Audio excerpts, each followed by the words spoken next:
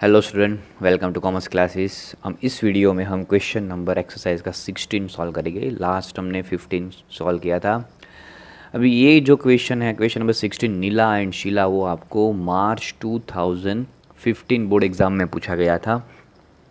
और वैसे तो वो ओल्ड सिलेबस के जो क्वेश्चन है वो यहाँ पे इसमें रखे हैं न्यू सिलेबस में, पर कंसेप्ट तो से आपका कॉन्सेप्ट जो है वो सेम ही रहेगा। तो इसलिए जो सम है, जितने भी बोर्ड एग्ज़ाम एक्सरसाइज के जितने भी सम है वो लास्ट ईयर के बोर्ड एग्ज़ाम में पूछे गए हैं, तो उसको सॉल्व करना ज़रूरी है, इसलिए एक्सरसाइज करते हैं। और कहीं बार इलास्ट्रेशन के सम भी अमाउंट को प्लस माइनस करके इलास्ट्रेशन के सम ज़्यादा पूछते हैं, जैसे कि स्टेटिस्टिक्स जैसे सब्जेक्ट है उसमें ज़्यादा से ज़्यादा, फिर इसमें भी अकाउंट्स में भी पूछते हैं इलस्ट्रेशन के सम। तो हम यहाँ पे स्टार्ट करते हैं। Nila and Sheela are partners of partnership firm sharing profit and loss in the capital proportion. ठीक है, नीला एंड शीला जो भी प्रॉफिट होगा हमें प्रॉफिट एंड लॉस अप्रोप्रिएशन में, उसको कौन से रेशो में शेयर करेंगे? कैपिटल के प्रपोर्शन में। तो कैपिटल कितनी है? 1 लाख और 50,000 है। तो 1 लाख और 50,000 में से जीरो कट कर दोगे तो कितना रेशो निकल जाएगा? 2:1 में वो लोग डिस्ट्रीब्यूट कर लेंगे। From the following trial balance of adjustments prepare final accounts of firm. आपको फाइनल अकाउंट्स बनाना है। यहाँ पे ट्रायल बैलेंस भी दिया है आपको, trial balance of partnership firm of Neela and Sheela as on 31 March 2017। सबसे पहले हम देखते हैं, आपको दिया है नीला एंड यहाँ पे आपको क्या दिया है? Name of account, debit balance and credit balance. अब आपको कंसीडर करना है कौन सा डेबिट, कौन सा क्रेडिट, कौन सा एसेट, कौन सा लाइबिलिटी, कौन सा एक्सपेंस, कौन सा इनकम आपको कंसीडर करना है। तो यहाँ पे नीलाज कैपिटल एंड ड्राइंग्स। तो कैपिटल की कौन सी साइड होती है? आप देख सकते हो क्रेडिट साइड। तो क्रेडिट में नीला की कैपिटल 1 लाख की हो गई। फिर है शीलाज कैपिटल एंड ड्राइंग्स। तो शीला की कैपिटल कितनी हो गई? 50,000। नीला की ड्राइंग्स कितनी हो गई? 20,000। शीला की ड्राइंग्स कितनी हो गई? 14,000। फिर है सप्लायर्स एंड कस्टमर। सप्लायर्स मतलब ट्रेडर, जिसके पास से हमने गुड्स क्रेडिट पे परचेज किया है। मतलब इन शॉर्ट में हम उसको बोल सकते हैं, क्रेडिटर्स बोल सकते हैं। ठीक है, और क्रेडिटर्स हमारे जो है उसके हमें मतलब फर्म को पैसे देने हैं। क्रेडिटर्स मतलब पैसे हमें देने हैं, तो उसकी क्रेडिट बैलेंस है। और कस्टमर्स मतलब डेप्टर्स। ठीक है, डेप्टर्स मतलब हमें जिसके पास से पैसे लेने हैं, 90,000। अभी मैंने आपको नीला शीला और कैपिटल और ड्राइंग्स का मैंने बोला, वो कहाँ पे जाएगा? पार्टनर्स के कैपिटल अकाउंट में। ड्राइंग्स डेबिट साइड पे और दूसरा जाएगा क्रेडिट साइड में, कैपिटल क्रेडिट साइड पे जाएगा। अगर उसके ऊपर इंटरेस्ट दिया है तो प्रॉफिट एंड लॉस अप्रोप्रिएशन में जाएगा। उसके बाद आपको दिया है सप्लायर्स एंड कस्टमर। तो सप्लाई एंड कस्टमर आप लिख दो चलो पेंसिल से बाजू में। सप्लायर कहाँ पे जाएगी? सप्लायर का कौन सा बैलेंस? क्रेडिट बैलेंस 60,000 और डेबिट बैलेंस 90,000 के डेप्टर्स है। तो एक तो जाएगा सप्लायर्स जो है, मतलब क्रेडिटर्स जो है बैलेंस शीट में लाइबिलिटी साइड में, उसके रिलेटेड कोई एडजस्टमेंट दिया है तो देखेंगे। फिर कस्टमर मतलब डेप्टर्स के लिए हमें एडजस्टमेंट दिया है वो हम बाद में देखेंगे, तो वो बैलेंस शीट में एसेट साइड पे जाएगा। फिर है गुड्स रिटर्न। अगर गुड्स रिटर्न दिया है तो मतलब हमें परचेज एंड सेल्स तो दिया ही होगा। गुड्स रिटर्न तो यहाँ पे हम देखते हैं परचेज और सेल्स कहीं पे भी दिया है। हाँ दिया है, बिल्स, कैश एंड बैलेंस। उसके बाद नीचे bad debts and bad debts reserve के नीचे आपको परचेज एंड सेल्स दिया है। तो परचेज की कौन सी साइड होती है? डेबिट साइड, और सेल्स की क्रेडिट साइड। तो परचेज 1,40,000 और गुड्स रिटर्न दिया है, मतलब परचेज रिटर्न आपका कितना हो गया? आप देख सकते हो परचेज रिटर्न कितना हो गया आपका? 3,000 मेरे ख्याल से। आप परचेज रिटर्न आपका 3,000 और सेल्स रिटर्न आपका कितना है? 2,000। तो यहाँ पे आपको गुड्स रिटर्न मतलब अगर बैलेंस डेबिट में दिया है वो सेल्स रिटर्न, क्रेडिट में बैलेंस दिया है वो परचेज रिटर्न। फिर है आपका बिल्स। अच्छा, goods return, purchase return. Goods return कहाँ पे जाएगा? आपका ट्रेडिंग अकाउंट में, तो वहाँ पे लिख देंगे ट्रेडिंग अकाउंट। फिर है बिल्स। बिल्स में आपको यहाँ पे दिया है, डेबिट में भी बैलेंस दिया है, क्रेडिट में भी। डेबिट में दिया है तो बिल्स रिसीवेबल, क्रेडिट में दिया है तो बिल्स पेएबल। तो बिल्स पेएबल आपका बैलेंस शीट में लाइबिलिटी साइड में, बिल्स रिसीवेबल आपका बैलेंस शीट में एसेट साइड में, बिल्स पेएबल आपका बैलेंस शीट में लाइबिलिटी साइड में। Cash and bank. कैश अगर आपको डेबिट में बैलेंस दिया है तो वो आपका बैलेंस हो जाएगा, और बैंक का बैलेंस आपको बैंक लिखा है और अमाउंट आपको किस में दिया है? क्रेडिट में दिया है, तो वो आपका बैंक ओवरड्राफ्ट हो जाएगा। फिर है bad debts and bad debt reserve. Bad debts की डेबिट साइड होती है क्योंकि एक्सपेंस है, बैड डेट रिजर्व वो क्रेडिट में जाएगा। परचेज एंड सेल्स तो हो गया, बाजू में लिखते जाएंगे। बैड डेट्स हमारा प्रॉफिट एंड लॉस में जाएगा। फिर परचेज एंड सेल्स तो हमने कर दिया। वेजेस एंड आउटस्टैंडिंग वेजेस, तो वेजेस के बारे में भी हमने आउटस्टैंडिंग वेजेस, हमारी वेजेस कहाँ पे जाएगी? ट्रेडिंग अकाउंट में डेबिट साइड पे। आउटस्टैंडिंग वेजेस लाइबिलिटी साइड में बैलेंस शीट में।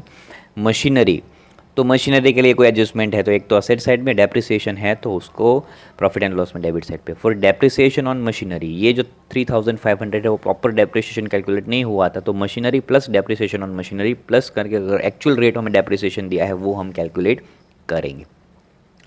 फिर है फर्नीचर, बैलेंस शीट में असेट साइड में ओपनिंग स्टॉक, ट्रेडिंग अकाउंट में डेबिट साइड पे। प्रीपेड इंश्योरेंस, प्रीपेड मतलब क्या करेंगे, प्रीपेड इंश्योरेंस बैलेंस शीट में डायरेक्ट, उसके लिए कोई एडजस्टमेंट दिया होगा तो हम करेंगे, पर नहीं दिया है, डायरेक्ट बैलेंस शीट में असेट साइड पे। फिर है सैलरी, सैलरी के लिए कोई एडजस्टमेंट दिया है हमें, सैलरी के लिए है एडजस्टमेंट, आउटस्टैंडिंग सैलरी हमारी यहाँ पे है तो एडजस्टमेंट हम करेंगे। फिर है रेंट एंड टैक्सेस, वो भी प्रॉफिट एंड लॉस में डेबिट साइड पे। Advertisement expense profit and loss account में डेबिट साइड पे। फिर क्या दिया है आपको यहाँ पे, गुडविल, गुडविल बैलेंस शीट में से asset side under the headings of intangible assets. फिर आपको दिया है लीज होल्ड बिल्डिंग, सबका कैलकुलेशन दिखेंगे यहाँ पे, हिडन एडजस्टमेंट है और 8% लीलाज लोन, दोनों हिडन एडजस्टमेंट है। तो यहाँ पे हम एडजस्टमेंट नंबर 1 देखते हैं। एडजस्टमेंट नंबर 1 में क्या बोला है, closing stock ₹1,10,000 and having market value 20% more than book value. तो मोर देन की तो हमें कोई कैलकुलेशन करना ही नहीं है, मोर बोला है तो करना ही नहीं है, मतलब 1,10,000 इज हमें कंसिडर करना है क्लोजिंग स्टॉक, ठीक है। क्योंकि यहाँ पे 20% मोर तो हम कंसिडर करते हैं नहीं, विच एवर इज लेस, तो 1,10,000 हमारा क्लोजिंग स्टॉक, वहाँ पे टिक मार्क करेंगे। फिर नंबर 2 कौन सा है, पर annum 6% interest is payable on partners capital. तो पार्टनर्स की कैपिटल कितनी है, और 1,50,000, उसके ऊपर 10%। तो वहाँ पे हम नंबर 2 लिख देंगे, पार्टनर्स की कैपिटल के जो इंटरेस्ट ऑन कैपिटल, नंबर 1। फिर एडजस्टमेंट नंबर 3 है interest on drawings recoverable from partners, 900 and 600 directly calculate करके ही दिया है, मतलब इंटरेस्ट ऑन ड्राइंग्स आपको कैलकुलेट करना है, कैलकुलेट कर दिया है, डायरेक्ट आपको दिखाना है। फिर है number 4, adjustment number 4, provide 5% bad debt on debtors. तो डेप्टर्स के बाजू में हम लिख देंगे, ठीक है, नंबर कौन सा लिखेंगे, 4 नंबर लिख देंगे डेप्टर्स के बाजू में। और बैड डेट्स भी हमारा यहाँ पे ऑलरेडी दिया है। Number 5, adjustment outstanding expense at the end of the accounting year, rent ₹300 and salary ₹950। मतलब रेंट हमें अभी आउटस्टैंडिंग पेड करने के बाकी है 300, तो दोनों प्रॉफिट एंड लॉस में डेबिट साइड पे जाएगा। और उसके रिलेटेड आपको रेंट दी है, रेंट एंड टैक्सेस दिया है, देखो रेंट और दूसरा है सैलरी, दोनों में आउटस्टैंडिंग प्लस करेंगे, तो ये 5 नंबर का एडजस्टमेंट रेंट के बाजू में भी लिख देंगे, सैलरी के बाजू में भी 5 नंबर लिख देंगे। फिर लास्ट में एडजस्टमेंट नंबर 6 है, provide depreciation 10% on machinery and 5% on furniture. तो फर्नीचर और मशीनरी के बाजू में नंबर 6 लिख देंगे। तो यहाँ पे आपको टोटल अकाउंट्स 5 अकाउंट्स बनाने हैं। ट्रेडिंग अकाउंट आपको मैक्सिमम लेना है 8 to 10 line, profit and loss account maximum आपको लेना है 20 लाइन और लाइंस में, और प्रॉफिट एंड लॉस अप्रोप्रिएशन 8 और 9 लाइन, और पार्टनर्स कैपिटल अकाउंट 6 और 7 लाइन, और बैलेंस शीट आपको लेना है 20-25 लाइन्स में। तो आप फटाफट बना के हम सम पे जाते हैं जल्दी। तो यहाँ पे एडजस्टमेंट नंबर 1 हम देखते हैं, closing stock ₹1,10,000 and having market value 20% more than book value. Book value से ज़्यादा बोला है तो 20% कोई कैलकुलेट करने में टाइम वेस्ट नहीं करना है, सीधे ही हमें यहाँ पे ट्रेडिंग अकाउंट में क्रेडिट साइड पे आ जाना है। और यहाँ पे मैंने लिख ही दिया है, देखो adjustment number 1, by closing stock, second last line में लिखना है 1,10,000। उसकी दूसरी इफेक्ट बैलेंस शीट में जाएगी असेट साइड पे। तो यहाँ पे देख सकते हो आप, करंट असेट्स में closing stock 1,10,000 the headings of current assets. फिर आपको एडजस्टमेंट नंबर 2 दिया है, as per annum 6% interest is payable on partners capital. Capital कितनी है, देखो 1,50,000 आ जाते हैं पार्टनर्स के कैपिटल अकाउंट में। यहाँ पे हम आ गए हैं पार्टनर्स कैपिटल अकाउंट में। पहले तो हमें क्या लिख देना है, बाय बैलेंस ब्रॉट डाउन 1,00,000 नीला का और 50,000 शीला का, और उसी पे 6% इंटरेस्ट ऑन कैपिटल। तो इंटरेस्ट ऑन कैपिटल 6%, 6,000 एंड इसका 3,000। अब इसकी एंट्री दूसरी साइड जाएगी कहाँ पे, profit and loss appropriation account में डेबिट साइड पर। हम साथ में ड्राइंग्स का भी एडजस्टमेंट नंबर 3 ले लेते हैं। एडजस्टमेंट नंबर 3 भी देखो आप, ड्राइंग्स में क्या बोला है, number 3, interest on drawings recoverable from partners Neela and Sheela 900 and 600। तो यहाँ पे मैंने पार्टनर्स के कैपिटल अकाउंट में लिख ही दिया है। पहले तो drawings beginning of the year 1 April 2016 to drawings account 20,000 Neela का ड्राइंग्स है, 14,000 श्रीलंका ड्राइंग्स, उसी पे इंटरेस्ट आपको दिया है। इंटरेस्ट ईयरली कैलकुलेट होता है, याद रखना। यहाँ पे लास्ट डेट आएगी, डेट में कोई कन्फ्यूजन नहीं होनी चाहिए। तो यहाँ पे 31 March 2017 interest on drawings 900 and 600। अब इन दोनों की एंट्री यहाँ पे भी देखो, मैं 31 मार्च 2017, अब इन दोनों की एंट्री इंटरेस्ट वाला जो है उसकी एंट्री जाएगी profit and loss appropriation account में, डेबिट क्रेडिट दोनों साइड। तो आप ये देख सकते हैं profit and loss appropriation account में मैंने डेबिट साइड पे इंटरेस्ट ऑन कैपिटल 6000, नीला का शीला का 3000 बाहर लिख दिया है 9000, और क्रेडिट साइड पे एक लाइन छोड़ के प्रॉफिट के लिया, तो यहाँ पे हमें प्रॉफिट ही होने वाला है। तो मुझे तो पता ही, मैंने कैलकुलेट कर लिया इसलिए।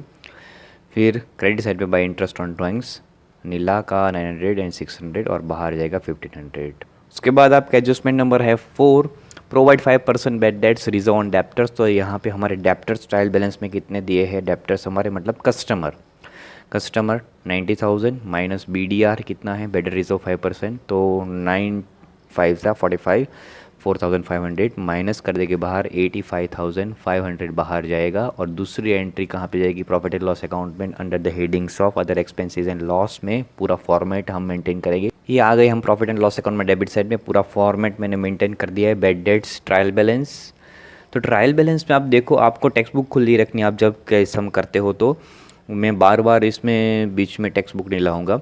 तो बैड डेट्स आपको दी है 400, देखो ट्रायल बैलेंस में डेबिट में 400, अमाउंट डेबिट में दिया है 400। फिर है आपको बैड डेट्स एडजस्टमेंट में, तो एडजस्टमेंट में बैड डेट्स के लिए कुछ नहीं बोला है, BDR बैड डेट रिजर्व के लिए बोला है, तो वहाँ पे डैश रखा है मैंने। फिर आपको बोला है कि BDR 5%, तो एडजस्टमेंट में तो हमने जो भी कस्टमर्स थे उसके ऊपर 5% कैलकुलेट किया, तो कितना हो गया 4500। तो इन दोनों को प्लस किया, 400 प्लस 4,500 4,900। और ट्रायल बैलेंस में आपको BDR दिया है, आप देख सकते हो bad debts and BDR last ऊपर से दिया है मेरे ख्याल से। बैड डेट रिजर्व का दिया है आपको कैश बैलेंस के नीचे, bad debts and bad debt reserve. तो आपको यहाँ पे 1300 जो है माइनस करने हैं और बाहर लिखने 3600। अभी है हमारा एडजस्टमेंट नंबर कौन सा है, 5। तो इसमें बोला है एडजस्टमेंट नंबर 5 में outstanding expenses at the end of the accounting year. कौन से आउटस्टैंडिंग एक्सपेंस, एक तो रेंट है और दूसरा सैलरी है। तो इसमें ही चले जाते प्रॉफिट एंड लॉस अकाउंट में। रेंट एंड सैलरी आउटस्टैंडिंग है, मतलब फर्म को पेड करने का बाकी है, फर्म ने अभी तक पेड किया नहीं है। तो ये हम आ गए एडमिनिस्ट्रेटिव एक्सपेंस के हेडिंग में। तो यहाँ पे पहले सैलरी लिख दिया, क्योंकि सैलरी भी आउटस्टैंडिंग है, ठीक है। सैलरी पहले रेंट का बात करते हैं, तो सैलरी और रेंट दोनों है, तो पहले सैलरी कर देते हैं। सैलरी आपको ट्रायल बैलेंस में कितना दिया है, सैलरी देखो 23,000 दिया है आपको, सैलरी 23,000 प्रीपेड इंश्योरेंस के नीचे, और प्लस आउटस्टैंडिंग मतलब चुकाने का बाकी हमारा एक्सपेंस है 950, हमारे बाकी अभी अनपेड है, तो दोनों को प्लस करके 23,950। रेंट का भी ऐसा है, रेंट एंड टैक्सेस 12,000 आपको ट्रायल बैलेंस में दिया है, और प्लस आउटस्टैंडिंग रेंट 300, मतलब आउटस्टैंडिंग मतलब अनपेड, बाकी अभी हमें देने का किसी को, तो टोटल आ जाएगा 12,300। और दूसरी उसकी इफेक्ट आ गई बैलेंस शीट में लायबिलिटी साइड में, the headings of current liability. Balance sheet में लायबिलिटी साइड में आ गए, मतलब ये ऐसा इंडिकेट करता है हमारी इतनी लायबिलिटीज़ है। करंट लायबिलिटीज़ में आ गए आउटस्टैंडिंग एक्सपेंस, सैलरी और रेंट एंड टैक्सेस 950 300, और बाहर लिख दिया है मैंने 1,250। मैं ऐसे लिखा हूँ, आप डायरेक्ट बार भी लिख सकते हो, पर यहाँ पे आपको 2 बार लिखना पड़ेगा, outstanding salary, outstanding rent and taxes, इसलिए मैंने यहाँ पे आउटस्टैंडिंग एक्सपेंस में salary and rent and taxes. उसके बाद का एडजस्टमेंट आपका नंबर है last, adjustment number 6। Adjustment number 6 में आपको बोला है provide depreciation 10% on machinery and 5% on furniture. तो हम चले जाते हैं बैलेंस शीट में असेट साइड पे, यहाँ पे आ गए एसेट साइड पे। तो मशीनरी पे डेप्रिसिएशन बोला है आपको, कितना परसेंट बोला है, 10%। तो यहाँ पे आ गए टेंजिबल असेट्स में, मशीनरी आपका ट्रायल बैलेंस में 36,500 है, और ओल्ड डेप्रिसिएशन ऑन मशीनरी भी आपको दिया है 3,500। दोनों को प्लस करेंगे तो 40,000 आ जाएगा। और अभी हमें डेप्रिसिएशन 10% कैलकुलेट करना है मशीनरी पे, तो 40,000 का 10% डेप्रिसिएशन 4,000 माइनस करेंगे, बाहर जाएगा 30, बाहर आपका डेप्रिसिएशन आउटर कॉलम में चला जाएगा 36,000। फिर है फर्नीचर के लिए, फर्नीचर आपका देखो कितना है, ट्रायल बैलेंस में 12,000 है, माइनस डेप्रिसिएशन कितने परसेंट आपको बोला है, 5% है, तो 12 5 6,600, और बाहर चला जाएगा 11,600। उसकी दूसरी effect profit and loss account में डेबिट साइड पे, तो ये प्रॉफिट एंड लॉस अकाउंट में डेबिट साइड पे यहाँ पे अदर एक्सपेंसेस एंड लॉस के हेडिंग में जाएगा वो, और उसमें हमने लिख दिया है टू डेप्रिसिएशन अकाउंट मशीनरी का 10% 4000 और फर्नीचर का 5% 600 बाहर जाएगा 4600। तो यहाँ पे हमारे सारे एडजस्टमेंट ख़त्म हो गए हैं। अभी जो भी चीज़ हमारी बचती है वो हमें लिखनी है। तो सबसे पहले हम आ जाते हैं ट्रायल बैलेंस में, और पहले तो नीलाश किला की कैपिटल हो गई है सप्लायर एंड कस्टमर। तो सप्लायर एंड कस्टमर में कस्टमर हो गया, सप्लायर बाकी है, तो हम सारी चीज़ करते हैं यहाँ पे। तो अभी ट्रायल बैलेंस में हम आ जाएंगे उसमें नीला एंड शीला की कैपिटल ड्राइंग्स तो लिख दी, सप्लायर एंड कस्टमर। तो सप्लायर हमारे मतलब कि क्रेडिटर्स, तो यहाँ पे कितने हैं सप्लायर हमारे देखेंगे बैलेंस शीट में, लाइबिलिटी साइड में हम चले जाएंगे और बैलेंस शीट में लाइबिलिटी साइड में सप्लायर्स हम लिख देंगे। यहाँ पे देखो बैलेंस शीट में लाइबिलिटी साइड में मैंने लिख दिए सप्लायर्स, कितने हैं टोटल सप्लायर्स हमारे 60,000 यहाँ पे मैंने लिख दिए। उसके बाद क्या है हमारा, उसके बाद आपको बिल्स दिया है, तो डेबिट साइड में हो बिल्स रिसीवेबल, क्रेडिट साइड में हो बिल्स पेबल। तो यहाँ पे मैंने लिख दिया है बिल्स रिसीवेबल पहले यहाँ पे 15,000 और बिल्स पेबल यहाँ पे मैंने लिख दिया 20,800। उसके बाद है कैश एंड बैंक। तो कैश हमारा कितना है यहाँ पे, डेबिट में है वो 1,000 और क्रेडिट में है वो बैंक मतलब bank overdraft BOD 14,000। Cash and bank के बाद क्या है, आप साथ में ध्यान रखते जाना टेक्स्ट बुक में मेरे साथ साथ। फिर क्या है cash and bank, bad debts and bad debt reserve, वो तो हमने कर दिया। परचेज एंड सेल्स, तो परचेज एंड सेल्स हम कहाँ पे, ट्रेडिंग अकाउंट में डेबिट साइड पे आ जाएंगे। ट्रेडिंग अकाउंट में डेबिट साइड में हम देख लेते पहले तो ओपनिंग स्टॉक कहीं से फाइंड करके लिख ही देने का। हमारा यह ओपनिंग स्टॉक है 46,100। फिर है टू परचेज हमारा कितना दिया 1,40,000 माइनस परचेज रिटर्न मतलब गुड्स रिटर्न कितना है 3,000, बाहर कितना जाएगा 1,37,000। फिर है सेल्स, तो सेल्स हमें कितना दिया यहाँ पे बाई सेल्स अकाउंट कितना 2,60,500 माइनस सेल्स रिटर्न 2,000, बाहर कितना जाएगा 2,58,500। तो जो ट्रायल बैलेंस में होगा उसकी सिंगल ही एंट्री होगी, उसकी डबल एंट्री होगी नहीं, एक्सेप्ट अगर हिडन एडजस्टमेंट होगा तो। अच्छा उसके बाद क्या है हमारा, परचेज के बाद है आपका परचेज एंड सेल्स के बाद है आपका वेजेस एंड आउटस्टैंडिंग वेजेस। तो वेजेस आपका देखो ट्रायल बैलेंस में डेबिट में जो दिया है वो एक्सपेंस है प्रोडक्शन रिलेटेड और गुड्स के रिलेटेड, तो वेजेस यहाँ पे ट्रेडिंग अकाउंट में डेबिट साइड पे, और आउटस्टैंडिंग वेजेस जो है बैलेंस शीट में आपका जाएगा लायबिलिटी साइड में। मैं आपको यहाँ पे दिखा दे रहा हूँ, ये बैलेंस शीट में लायबिलिटी साइड में आउटस्टैंडिंग वेजेस आप देख सकते हैं। आउटस्टैंडिंग वेजेस यहाँ पे मैंने लिखा है 2,000, तो ये आउटस्टैंडिंग वेज बैलेंस शीट पे लायबिलिटी साइड में। फिर है आपका वेजेस के बाद मशीनरी हो गया, डेप्रिसिएशन और मशीनरी हो गया, फर्नीचर हो गया, ओपनिंग स्टॉक भी हमने लिख दिया। प्रीपेड इंश्योरेंस मतलब बैलेंस शीट में एसेट साइड पर, अगर ट्रायल बैलेंस में प्रीपेड इंश्योरेंस दिया है तो बैलेंस शीट में डायरेक्टली एसेट साइड पे दिखा देने का।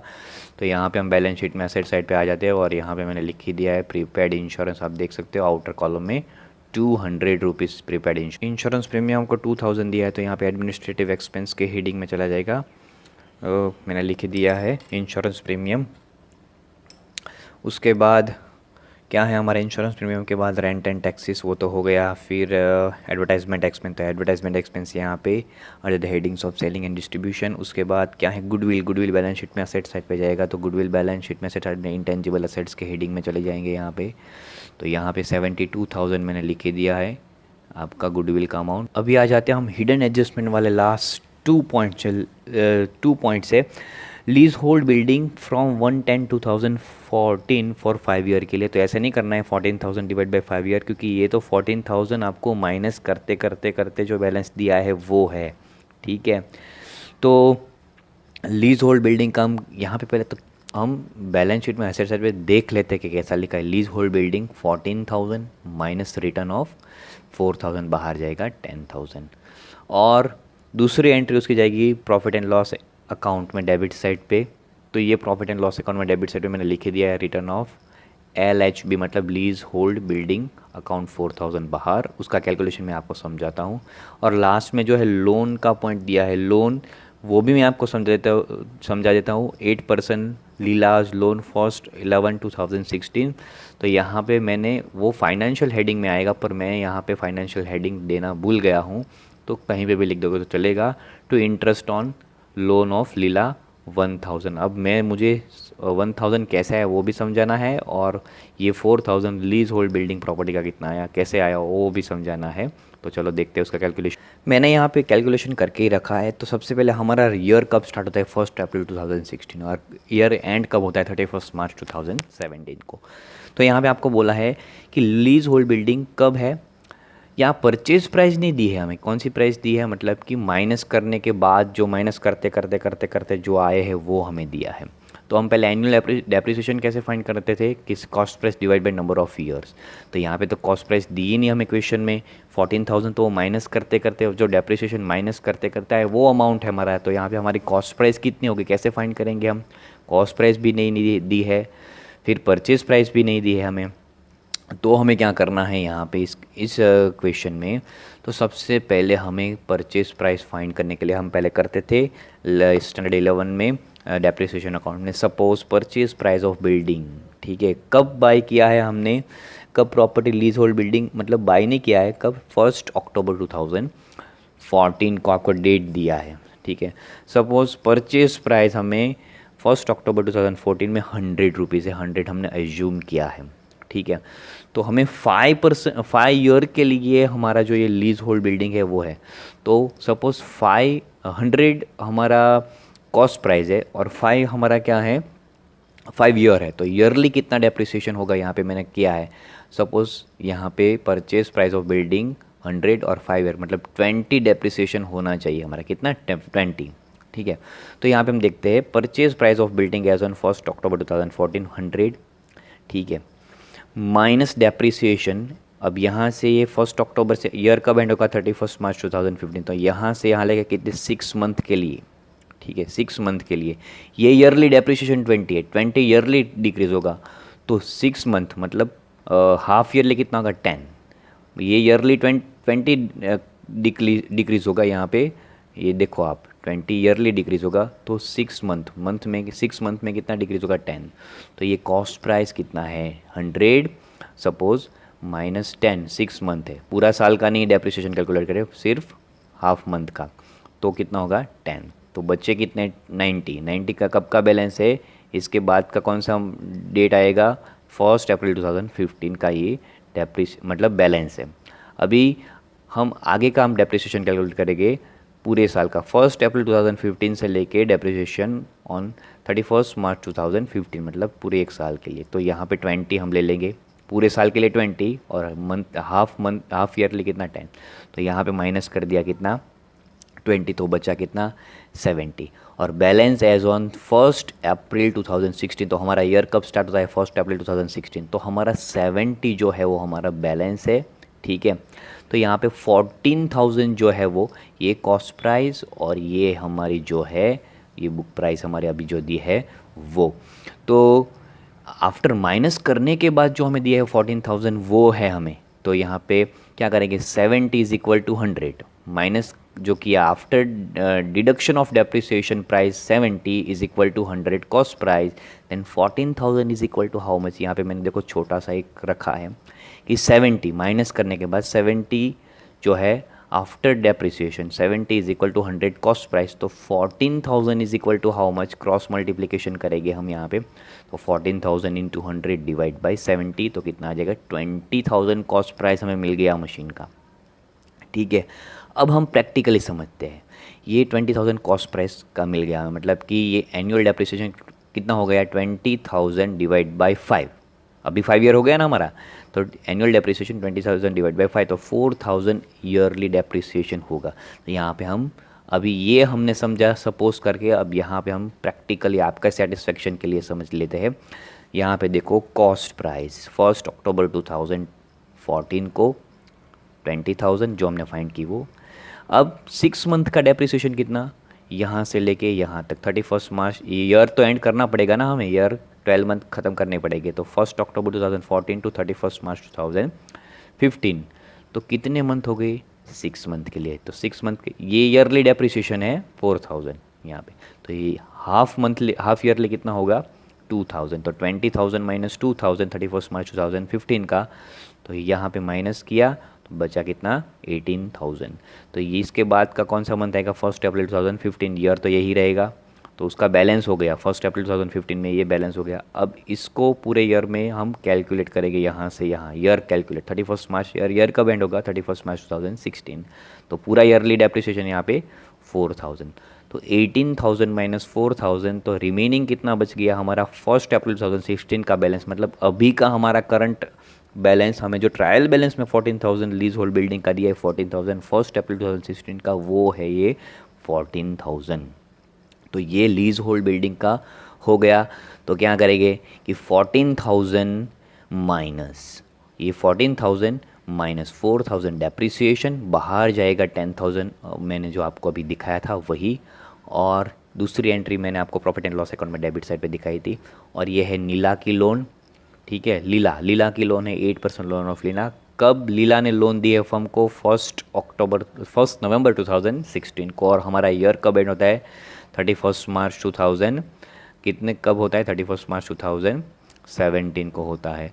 तो कितने मंथ हो गए, 5 मंथ के लिए लोन दी है। तो कितने की लोन दी है 30,000 की लोन दी है। तो कितना परसेंट लोन पे इंटरेस्ट लेगी लीला, 8% लेगी। तो 30,000 इंटू 8/100 इंटू 5/12, तो कितना आएगा, मैंने आपको पहले ही बताया था 1,000 मेरे ख्याल से आएगा, आपने कैलकुलेट किया है। तो ये जो मैंने लीला का लोन जो है ये 1,000, और लीज होल्ड प्रॉपर्टी का जो टोटल हमने किया था यहाँ पे, वो भी मैं फिर से आपको दिखा देता हूँ। देखो लीज होल्ड 14,000 माइनस 4,000, बाहर चला गया 10,000, और उसकी ये 4,000 की एंट्री मैंने आपको प्रॉफिट एंड लॉस में दिखा दी है। अब हम अकाउंट्स को क्लोज कर देते हैं। तो यहाँ पे हमने ट्रेडिंग अकाउंट को क्लोज कर दिया है। ट्रेडिंग अकाउंट का टोटल क्रेडिट साइड का ज़्यादा है 3,68,500, और डेबिट साइड पे डिफरेंस है 1,50,400 का ग्रॉस प्रॉफिट मिला है। मैं शॉर्ट में लिखता हूँ, आपको फुल फॉर्म लिखना जरूरी है। तो उसी ग्रॉस प्रॉफिट को हम प्रॉफिट एंड लॉस अकाउंट पे क्रेडिट साइड पे लिखते हैं। यहाँ पे देखो मैंने लिख ही दिया है प्रॉफिट एंड लॉस अकाउंट में क्रेडिट साइड पे, by trading account gross profit 1,50,400, और प्रॉफिट एंड लॉस अकाउंट का क्रेडिट साइड का ही टोटल ज़्यादा है, डेबिट साइड पे डिफरेंस है। तो डेबिट साइड पे डिफरेंस जो आया उसको हम क्या बोलेंगे, नेट प्रॉफिट। तो नेट प्रॉफिट जो हमारा आया, दोनों साइड का टोटल हमें क्या कर देना है 1,50,400, और डिफरेंस जो आया उसको नेट प्रॉफिट बोलेंगे। उसको कहाँ पे लेके जाएंगे, प्रॉफिट एंड लॉस एप्रोप्रिएशन में। नेट प्रॉफिट 96,050, और ये हमारे अप्रो में हम लेके आ गए हैं उसको 96,050, और यहाँ पे 1,500 है। तो टोटल क्रेडिट साइड का टोटल ही ज़्यादा आएगा। तो कितना टोटल आएगा 97,550, और डेबिट में तो सिर्फ 9,000 इंटरेस्ट ऑन कैपिटल ही दिया है हमें। तो डिफरेंस कितना आएगा क्रेडिट साइड पे, तो दोनों साइड का टोटल पहले सेम कर देना 97,550, डिफरेंस आएगा आपका 88,550, और उसको नीला और शीला को दे देना है कौन से रेशो में, कैपिटल के रेशो में। कैपिटल आपकी कितनी है 1 लाख और 50,000, तो 1 लाख में जो है 4 जीरो 1 लाख में से निकाल दो, और 50,000 में से पूरे 4 जीरो निकाल दो, तो बचेगा कितना 10 बचेगा और 5 बचेगा। तो 10 को 2 से डिवाइड करोगे तो 5 2 = 10, राइट। तो 2 रेशो और 5 1 = 5, तो 2:1 यहाँ पे मैंने लिख दिया है। और इसी को 88,550 को क्या करना है, 88,550 इंटू 2 डिवाइड बाई 3, तो नीला का और शीला का मिल जाएगा 88,550 इंटू 1 डिवाइड बाई 3, तो 29,570, वो तो आपको पता ही है। और इसको हम कहाँ पे ले जाएंगे, to capital partners capital account में लेके जाएंगे। तो ये पार्टनर्स कैपिटल अकाउंट में हम डिविजिबल प्रॉफिट को लेके आ गए 59,033 और 29,017। यहाँ पे टोटल तो क्रेडिट साइड का ही ज़्यादा आता है, बट ऑब्वियसली क्योंकि डेबिट साइड पे तो दो ही चीज़ है, एक तो इंटरेस्ट है और ड्राइंग्स है, तो यहाँ पे तो 20,900 और 14,600 दो ही आएगा, ठीक है। तो क्रेडिट साइड का टोटल कितना आएगा, नीला का 1,65,033 और शीला का आएगा 82,517। यहाँ पे भी सेम करना है। डिफरेंस जो आएगा 31 मार्च 2017 को to balance carried forward, balance हम लेके गए बैलेंस शीट में असेट साइड पे 1,44,133, 67,917, ये डिफरेंस है दोनों का, क्योंकि यहाँ से ये दोनों को माइनस करना है, तो ये डिफरेंस आएगा और यहाँ टोटल सेम करना है, और ये डिफरेंस को हम लाना है बैलेंस शीट में। लायबिलिटी साइड में मैंने यहाँ पे नीला और शीला का दिया है 1,44,133, 67,917, इन दोनों का टोटल करके आपको यहाँ पे बार लिखना है, फिर कैलकुलेशन करना है। अभी मेरा कैलसी कहीं पे खो गया है, तो ये मैं अभी नहीं कर पा रहा हूँ, तो इसका टोटल आप बाहर करके, और बैलेंस शीट का टोटल कितना आता है वो देख लो। तो बैलेंस शीट का टोटल हम देख लेते कितना आता है आपको दोनों साइड करना है, कोई चीज़ बाकी नहीं रही, फिर से आपको एक बार देख लेना है।